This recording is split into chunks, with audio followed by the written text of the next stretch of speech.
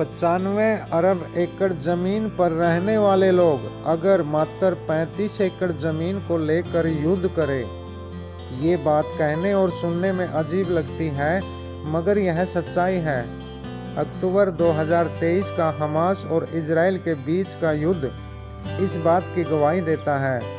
फिलिस्तीन के सुन्नी मुसलमानों के लिए यह ज़मीनी विवाद है, तो इजराइल के यहूदी ज़ायनिस्ट के लिए यह अस्तित्व की लड़ाई कही जाती है। दरअसल 1948 के पार्टीशन के बाद इस वाद विवाद ने युद्ध का रूप ले लिया। पार्टीशन में मिला 44% हिस्सा इजराइल ने कबूल कर लिया, वहीं फिलिस्तीन के सुन्नी मुसलमानों ने इसे कभी नहीं माना।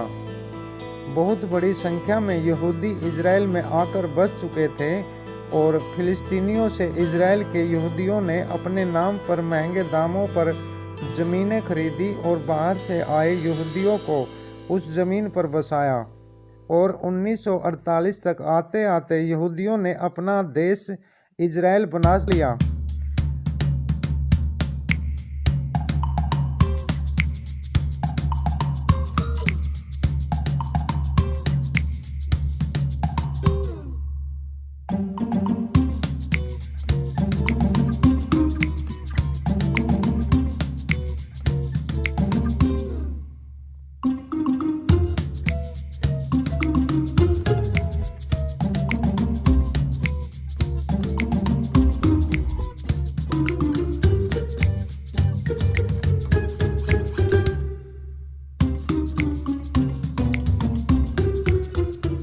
हमास नाम का मतलब अरबी भाषा में उत्साह है।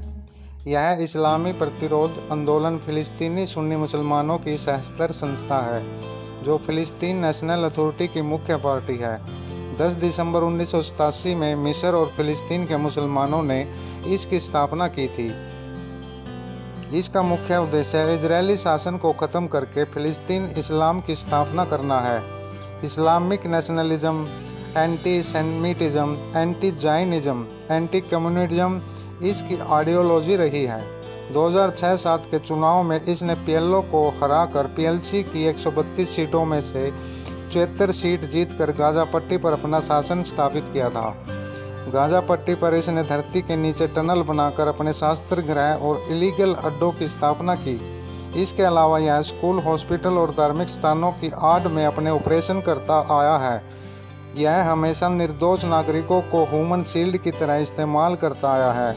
1992 में इसने अपने सशस्त्र सेना का गठन किया और तभी से इजराइल पर अनेक बार हमले किए हैं। 2007 में गाजा पर अपना शासन स्थापित करने के बाद से हमास ने इजराइल पर 2008 में और 2014 में और 2021 में तथा 2023 में अब तक 4 बार अटैक कर चुका है। 2021 की शांति वार्ता के बाद इसने इजराइल को ये यकीन दिला दिया था कि हमास अब इजराइल के लिए कोई खतरा नहीं है और चुपके से अपने लड़ाकों को ट्रेनिंग देता रहा।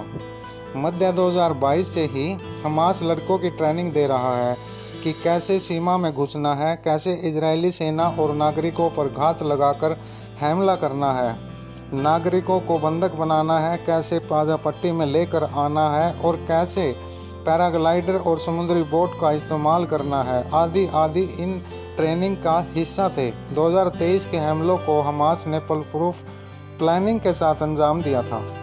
हमास का सरगना इस्माइल हानिये कतर में रहता है और वहीं से इसका संचालन करता है।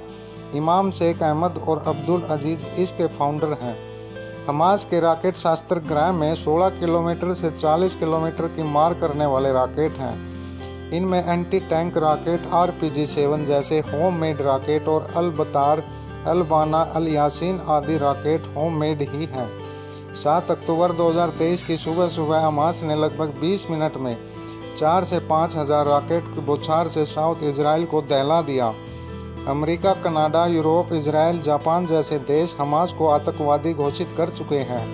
ब्राज़ील, चीन, मिस्र, ईरान, नॉर्वे, कतर, रूस, सीरिया, तुर्की से आतंकवादी नहीं मानते।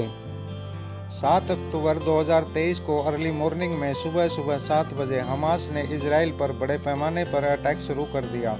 हमास और उसके सहयोगी ग्रुप के लगभग 3000 मिलिटेंट सेना की वर्दी पहने गाजा के लगते इजराइल बॉर्डर में घुस आए और साउथ इजराइल में बड़े पैमाने पर नरसंहार किया।